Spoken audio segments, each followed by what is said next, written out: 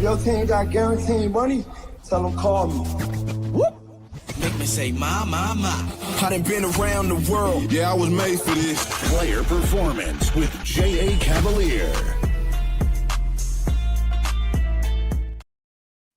What's going on, everybody? Welcome to NBA Player Performance on this Friday. It is January 31st, 2025. The last Friday of the month. It flew by. I think it was just New Year's Eve, and I was recovering from a hangover. J.A.'s in the chat. He's not hosting today. Maybe he had too much tequila last night. People are saying Jordan flu game. I am the Shark with Luke Shuey. Luke, it's Friday. What's going on, brother? Friday energy Sharky. I got some shit in the comments for having a bad mic, so I really amped it up today. We're in the studio getting ready for some prop action. I'd like to shout out Clay in the comments already said never a doubt putting a max bet on Max Christie. That was my first play last night. He cashed the over in the Lakers game. I am loving tonight's card. Lots to talk about. Even though Jay's not here, hit him in the comments. He'll talk to you. He'll give you his take. So yeah, I'm ready to roll. Without question, I thought you were an international podcast superstar with this new setup, but we know you got some great plays today. We hope everybody in the chat's having a great week. You know, it's 12 Pacific, 3 Eastern. Europe is already in the middle of the night. We are here. We are timeless. It is an opportunity to dominate. We got 7 games on the card today, and we have a lot of officials and conversation. First game on the card, Clippers-Hornets. Clippers laying a big figure on the road here within the Eastern Conference, 13.5, total low at 208.5. I don't have anything this game. I think this is a tough game, but this is the beauty of capping props. There is availability with Kawhi Leonard tonight. Luke, however, going to tell you about his heater and his promo first, and then some Kawhi.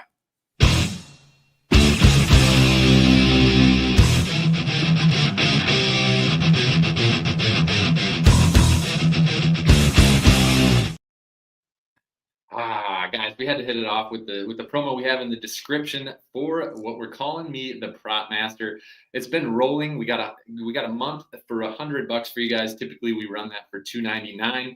I give you everything all in one package, which is really nice. We do NBA, we do NFL, MLB once it starts, of course, and we got college football, college hoops, all in one prop package. I don't know that you'll find it anywhere else because I do work my ass off for this community, and I've got to share when we do have success. Of course, I know at the core of this, we're only as good as what we do for you guys today.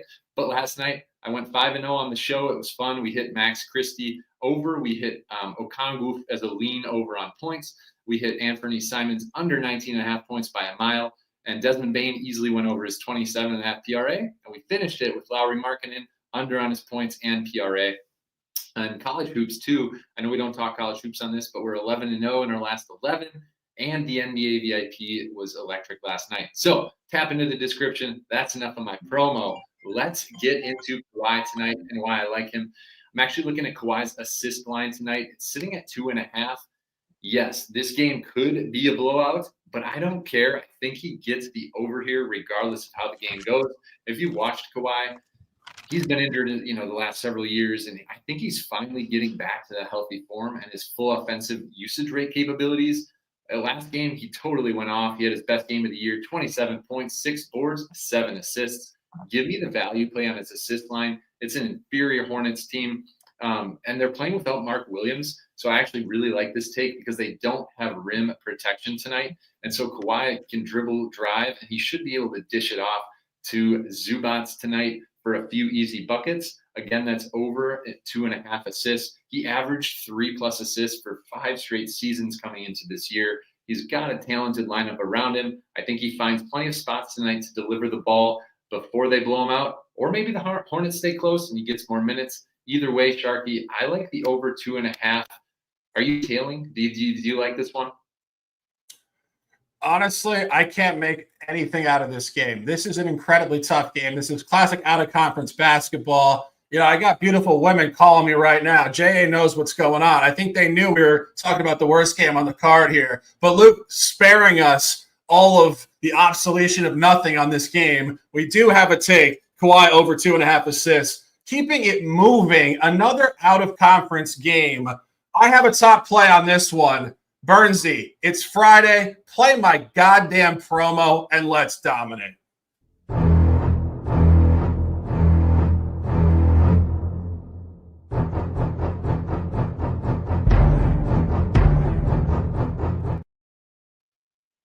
If you guys want all my plays, click the link below. $100 a month. I said this the other day. JA wasn't pleased. I'm not going to suggest how much you bet, but I will say this. If you're betting, you better have $100 to your name. Spend it wisely. Spend it with us. We are pros. I do this for a living. Luke will do this for a living very shortly, I know. And we love you guys. Please click the link below. I have a top play in this particular game, and there are 4 VIP games tonight in the link. I am the Shark. I love you guys. Let's make that damn money. Saving this play for VIP, 7 o'clock in Detroit. Dallas at Detroit.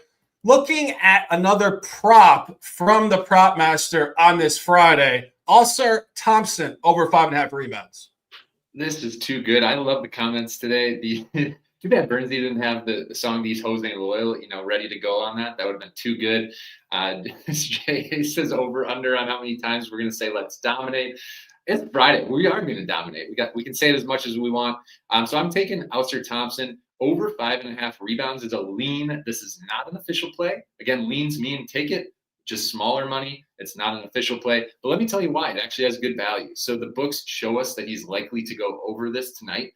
Ausar only averages 4.7 rebounds per game on the season. They put his line way above that, almost a full rebound above at 5.5 for a guard. He's obviously good size. He's 6'6", 205, really athletic. For those of you that watched the Rockets game the other night, his brother, Amen Thompson, is just ridiculous. They're both ballers. They're both going to be huge superstars in this league. And Ausar, again, he hasn't hit this super frequently, but he can get double-digit rebounds. He's had 10 rebounds in a game earlier this month. He had 6 rebounds 2 games ago. I think the books speak a language here in terms of analytics. You don't think he's going to go over by looking at his recent output, but the books tell you he should. I almost always follow that value. Let's lock it in over 5.5 boards. Yeah, I like it. And truthfully, we were talking before the show. I had no idea he was brothers with Amen Thompson. You talk about elite athletes. When you were saying that, it reminded me of Amon-Ra St. Brown and Equanimous St. Brown, but legendary young athletes. But I love to see it. I love great energy. Jay knows that in the chat. It's a Friday. Fridays are for freedom. My first official play for the show, a free play and a top play. ESPN National, Nuggets at Sixers. Really good game to handicap here.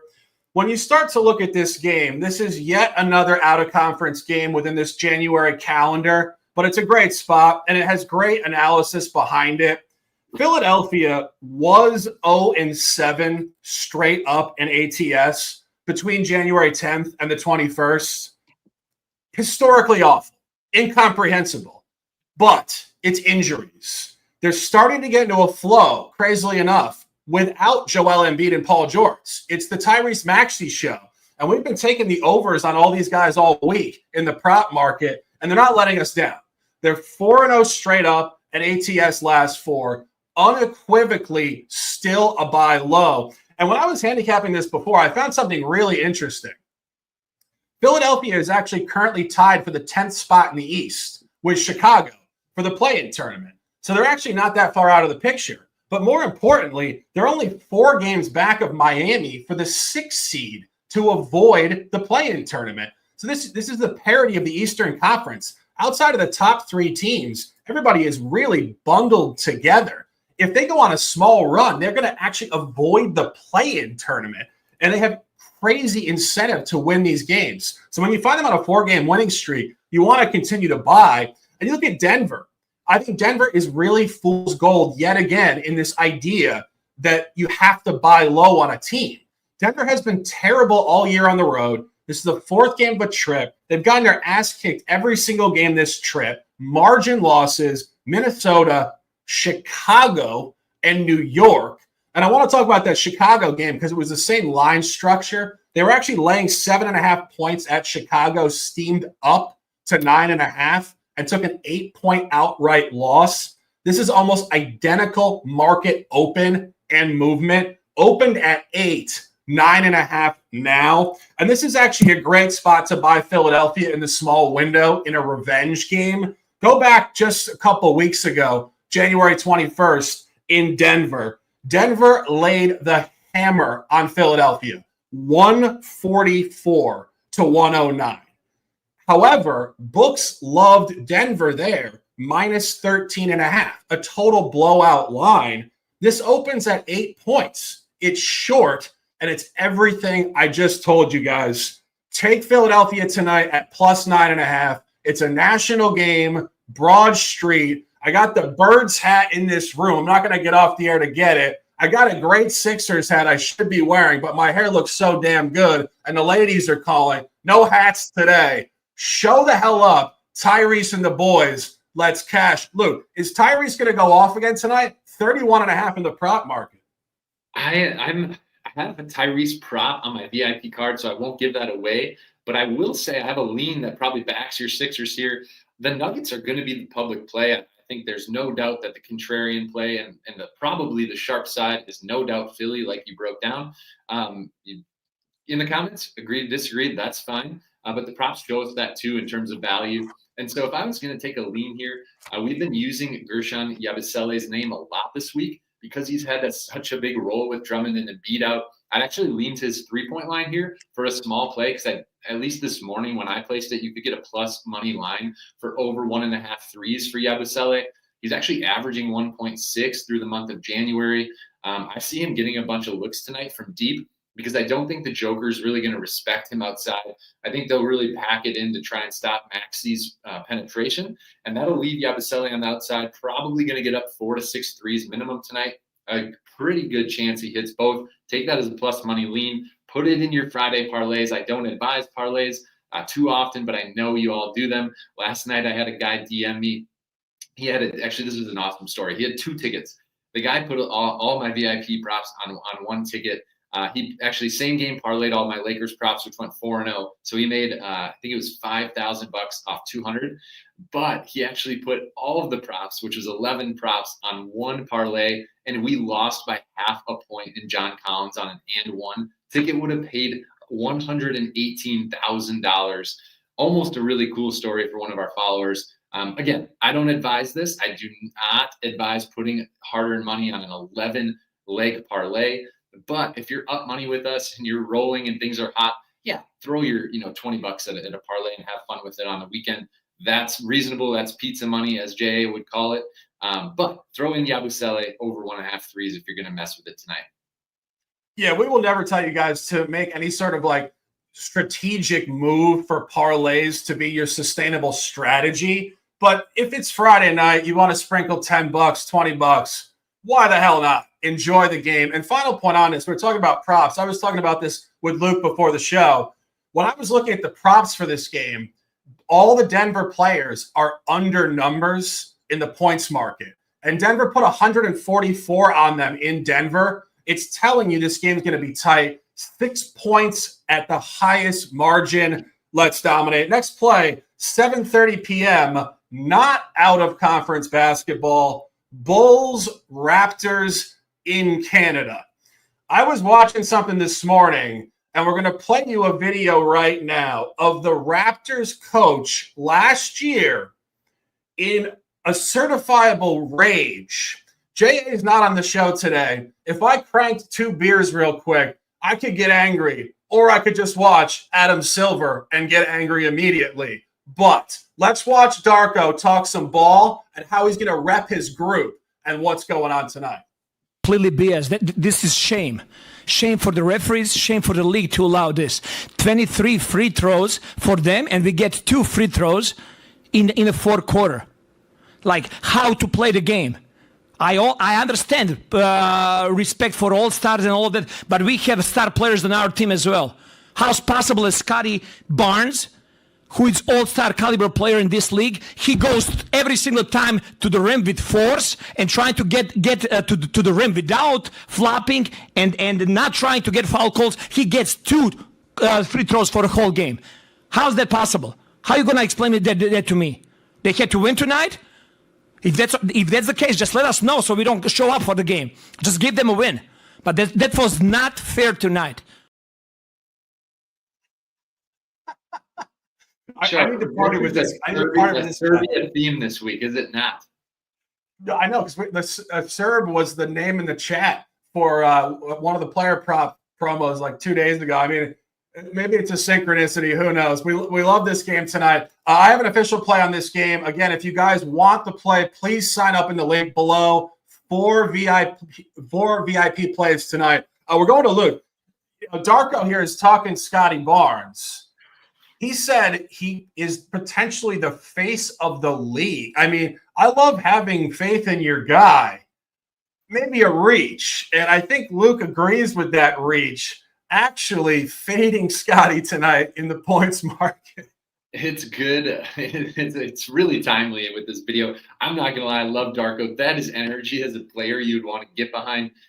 And to his point, this is obviously from way back when, but 23 to 2 free throws. He had a right to be pissed. I'd probably be more pissed throwing the chair, maybe not even showing up to that press conference. But I am fading Barnes tonight with a lean because his line's too high. So normally when I see a line that's off of a season average, it raises a little bit of a red flag. Shark and I talk about this. It shows books have value, but I think this is actually just an overinflated line tonight. Barnes' point total last time I looked was at over under 23.5. The season average is 20, and it's just simply too much. I don't know. Of course, yeah, the Bulls Raptors points are going to be scored. There's not a ton of defense, but Barnes is going to have to play a hell of a game to score 24 plus points tonight. He'd have to be efficient. If I'm the Bulls, I'm guarding him. He's going to have the ball in his hands all game. Force it elsewhere. Force the Raptors shooters to try and knock him down. If anything, I'd take a lean on Barnes under points, but over assists, because he does do a really good job of distributing the ball. You can see that lately. He averages over 6 assists a game, 6.5 on the season. So he's a great player, no doubt, but give me the under on his points line tonight for a lean. Yeah, I wouldn't disagree. And as I said, we have a big play in this game tonight. We will save it for VIP. Please click the link and join us. I couldn't be more really happy to work with people that want to work with us in a serious manner. Let's dominate. 8 o'clock, Celtics, Pelicans in New Orleans. Interesting conversation here. This is another out-of-conference game. And I will say this. We're really getting this out-of-conference cluster out of the way in January as we go towards the All-Star break. And then in March, almost all conference games. And you love conference games because you get rivalries. You get third and fourth matchups of the year.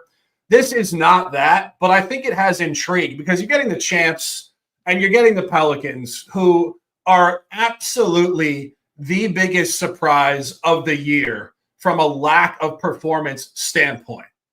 This is injuries in a historical fashion. They're starting to get their players back.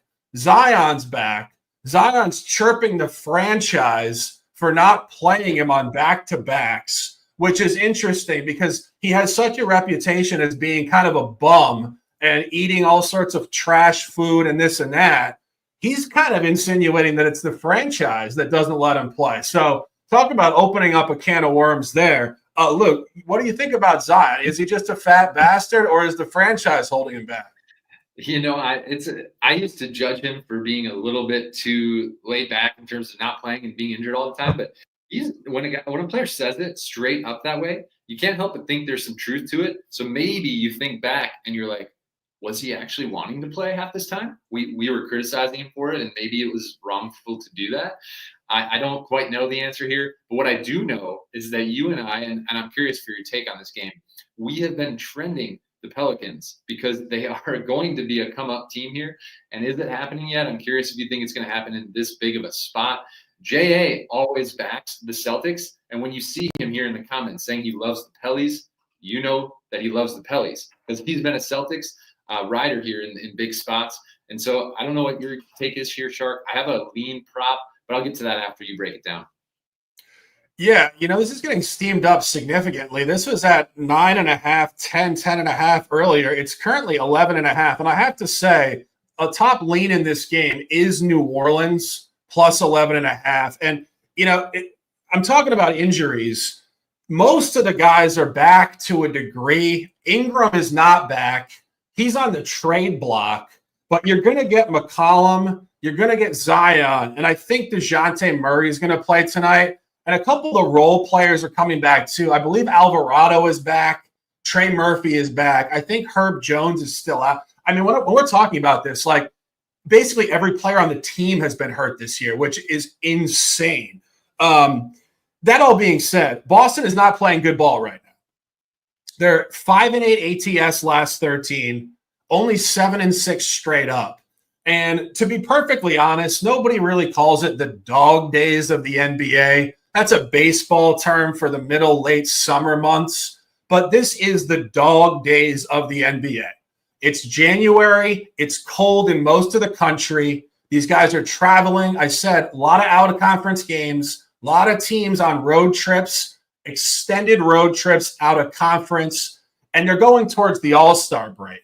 And these guys don't talk about it, but we love to psychoanalyze athletes on this show. I think a lot of these guys are kind of burned out, and they know they only have one more full week before the All-Star break. I think Boston's there.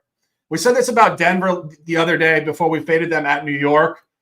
These championship teams get the best effort from every team, and they've been getting just burned out the last 2.5 weeks. I don't think it stops. I think New Orleans plays them very tight tonight. And if you didn't want just my general psychoanalysis and speculation, we'll give you actually on-record analysis here. These teams played January 12th in Boston.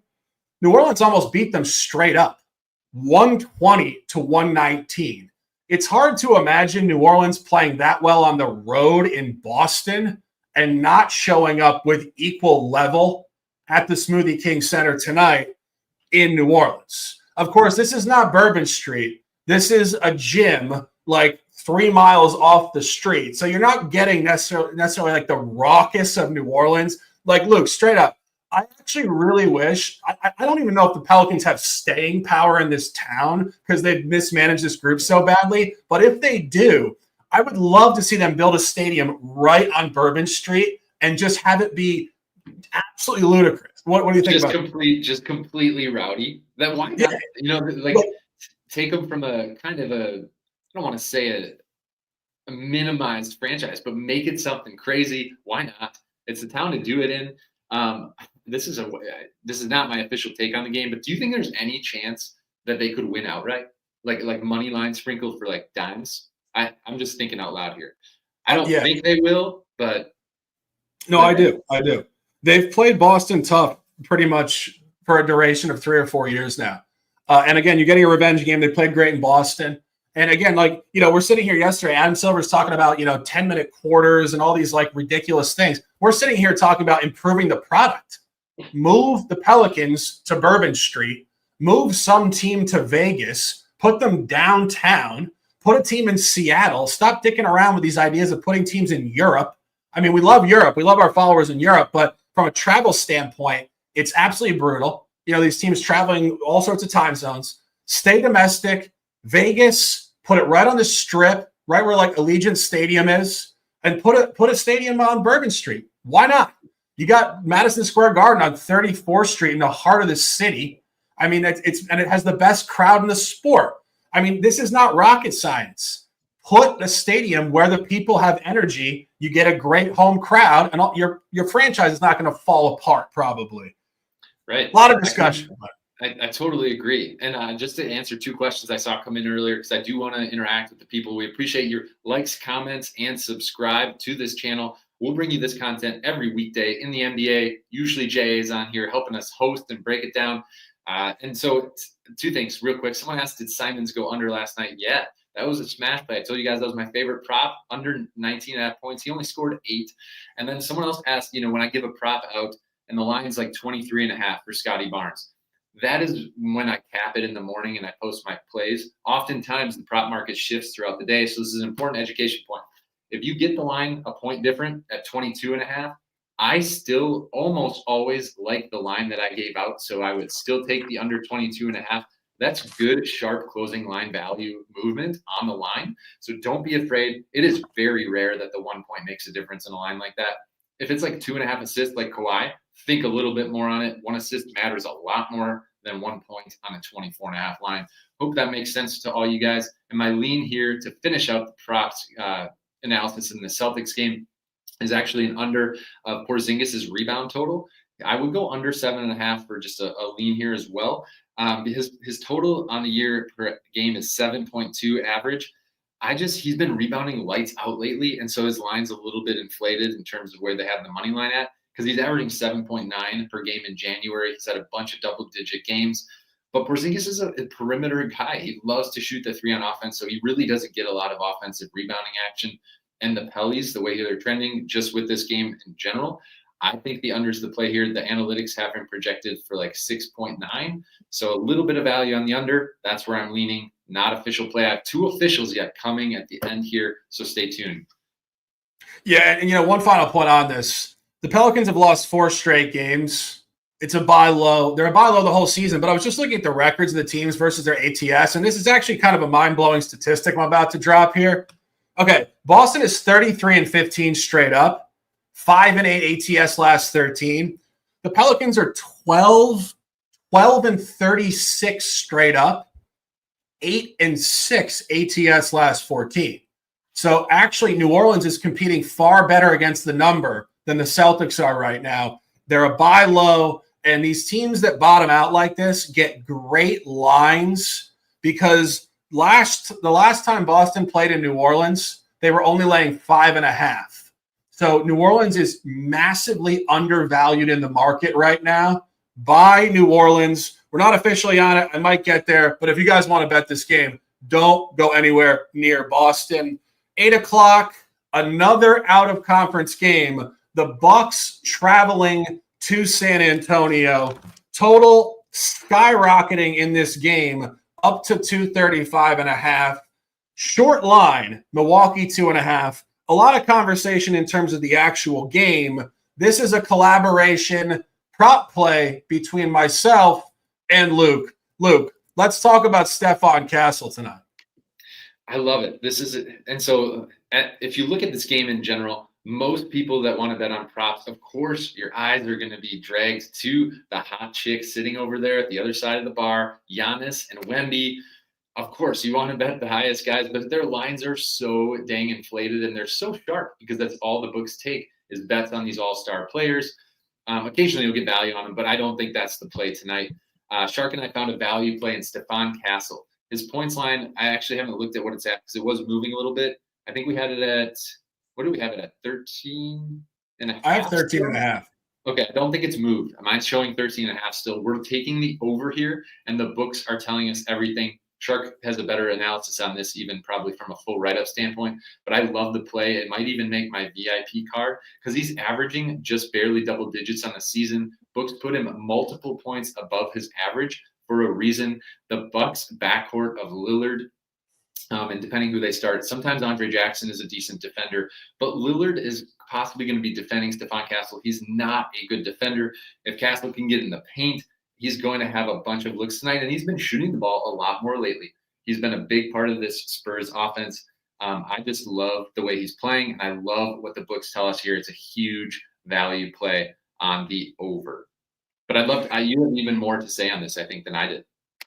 Yeah, I do. And I got to be honest, I was not one of the many people who was glued to UConn basketball last year as they won multiple titles in a row. But this kid apparently was their best player. And, you cap college basketball. I don't. But I've only taken notice of this guy recently. But, he's an electric future. Maybe not superstar, but he's definitely like a 1A player next to Wembanyama. His numbers are great. 6'6", 215. He's only 20. You talk about upside from a player. And he's really showing signs of finding flow in his rookie season. If you go back through his calendar, early season, he wasn't getting a lot of minutes. He was averaging under 20 a game. He was every game more or less was hovering in like the range of like 5 to 10 points, just, finding his way. It's all changed in the last 8 games. He's averaging 29.4 minutes in the last 8, and he's averaging 16.4 points per game in the last 8. And a really nice buy low angle in this matchup. These teams did play in Milwaukee going back to January the 8th. He actually had his worst game in the last 6 weeks at Milwaukee, but it was not due to a lack of play time. He just played very poorly, and as did all the Spurs in a 16-point loss. He only had 5 points in the game. But this is not 5 points from a role player big guy who gets no shot attempts. 2 for 12 field goals. And 0 for 5 from 3. So he had 5 points against this team less than a month ago. He's only averaging 11.9 points per game on the year, and the line is 13.5. And one of the things we love to teach you guys on NBA player performance is how to read numbers. When a line is higher than the average and far higher than the output versus the opponent before, it's a great sign the environment's going to reverse northward tonight. We love Stephon Castle officially over 13.5 points. In terms of the actual game, it's going to be a high-scoring game, which, of course, aids our prop bet here. I have the game to finish right around 235 points. I have Milwaukee to cover in a real tight one. I think they win the game by somewhere around 4 or 5 points. You do get the Spurs revenge game. The Spurs have been terrible recently, 2-8 straight up NATS last 10. Key point, though, and I have written down here, are they capped? Are they fatigued? It's a young team. And I think that a lot of these teams that are young, I mean, the Spurs were really hot for about 6 to 7 weeks before this downturn. I think they might have just hit the wall. Like, they might need the All-Star break really badly, where you want to buy low theoretically with an upside team who's been terrible for 10 games. But I think they might have been way too hot for a longer window before. So I think this is maybe where they're just kind of cliff diving a little bit pre-All-Star break and might catch some wind in late February. I would lean towards Milwaukee. I don't entirely mind putting Milwaukee in a same-game parlay or a money line. Lean towards Milwaukee, but official play, Stephon Castle, over 13.5 points. Final game of the night. Suns. Wait. Sharky, can I butt in real quick? Sorry. Please do. I have one more take on this because Jay just brought up a good point, actually.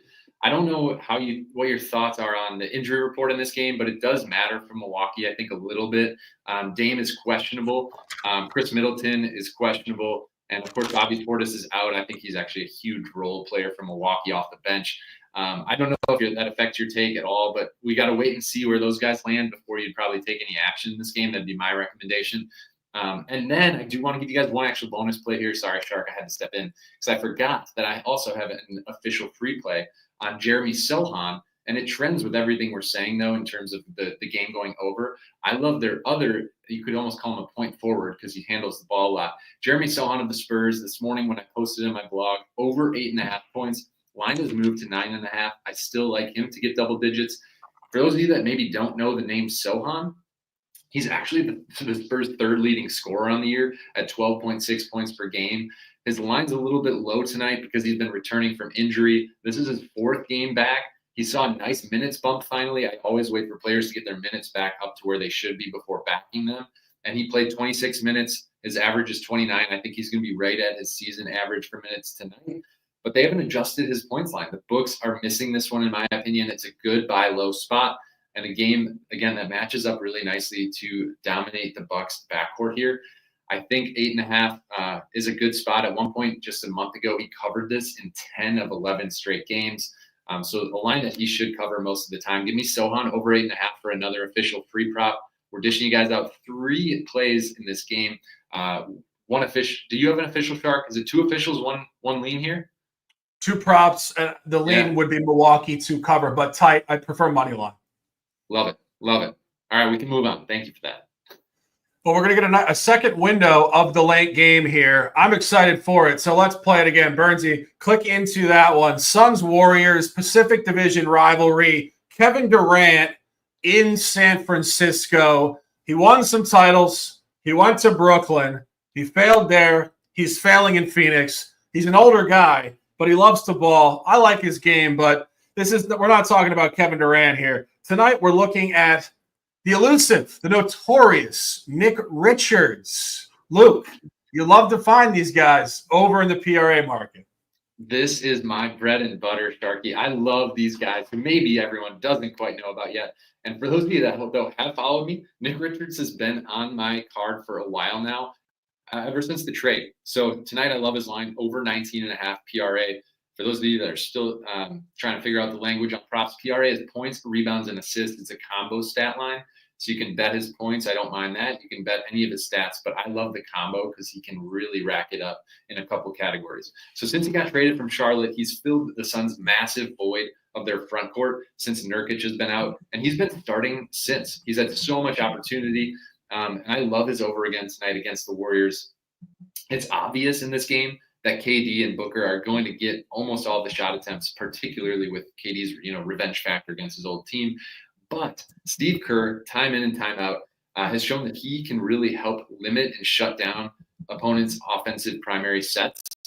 And so I see Richards being a beast on the boards. He's had 2 20-plus games since the trade, 2 15-plus rebound games, and just 6 starts with the Suns. He's going against who? There's really not a great big either on Golden State. Kevon Looney out of Milwaukee, Wisconsin is decent, but last game they played Quinton Post. I don't think anyone's scared of him. So they have no good interior here. I have Richards projected for about 22 to 25 PRA. Nice advantage on the line. And if you're looking for a secondary lean, give me Kevin Durant's under on his assists, which also trends with this for a good same game parlay, because Durant's going to shoot the ball against Golden State. He's not looking to pass much tonight. So 2 picks, 1 official, Richards over PRA, 1 lean, Durant under assists. I love it. I got to play in this game. We're taking the over at 227.5. And this is just a really good spot for an over. These teams have played twice already this year. It's not out of conference. This is divisional. It's information. It's data backed. I love it. They've gone under twice significantly. 113 to 105 Phoenix early season. Right before the new year in Golden State, another under 109 to 105. The line in that game indicated an under 220.5. And this is bumping up at open to 226.5. Books like the over. I love data. This is going to be an over. Take the over. And a couple more points on this. Golden State is 6-3-1 versus the home over since the turn of the new year. And within this homestand, this is the 5th game of a homestand. I think they're scaling up to an over. They opened up this homestand with an over against Chicago and the Lakers. Then they went under on Tuesday night against Utah. For those of you guys who have been tuning in every day, NBA player performance, we appreciate you immensely. On Tuesday, you heard us say, take the under against Utah. It hit. Then we said, take the over against Oklahoma City. It pushed.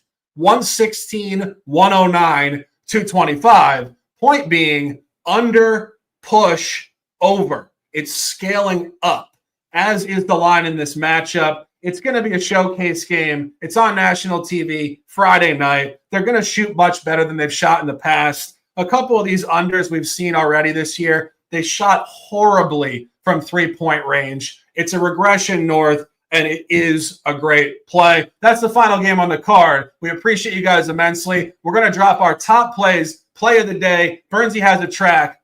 Play the damn track. I just died on your arms tonight. It must have been something you said. Luke, Kawhi Leonard, San Diego State's finest in Charlotte in January. Who knew? You know. He is not letting me down tonight. My best bet for the people is Kawhi Leonard over 2.5 assists. I realistically think he could double this line almost in the first half, as long as he has a couple guys hit the knockdown shots when he gets him an open look. Zubats in the paint should almost take care of that himself. Kawhi over 2.5 assists. Book it. I love it. I might tail that. My top play of the day, it is the over 227.5. In the Bay, Durant's return. It's data backed. Let's shoot the ball better, gentlemen, and let's dominate. That's the show for today on this Friday. 40 minutes in the books. The fastest, most entertaining, data-packed NBA show you will find. J.A. Cavalier, the Shark, and Luke Shuey. It's the last Friday of the month. Get some libations. Enjoy your life. Look at yourself in the mirror and thank yourself for the work you've done. We appreciate you guys immensely. Let's cash tonight. Stay fast, stay strong, stay disciplined, and let's dominate. Cut my life into pieces. This is my last resort. Suffocation, no breathing. Don't give a fuck if I cut my